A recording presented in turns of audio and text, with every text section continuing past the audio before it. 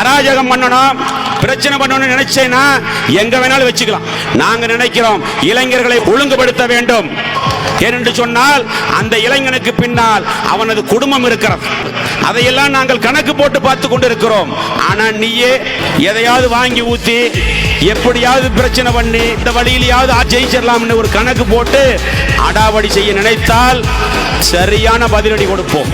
நீ சொல்ற நாங்க வந்தால் இன்னும் 3 மாசம் போனா நாங்க நரம்பு எடுப்போம்னு சொல்றிய, நாங்க நரம்பை மட்டுமல்ல இன்னொன்னையும் சேர்த்து எடுத்துருவோம்.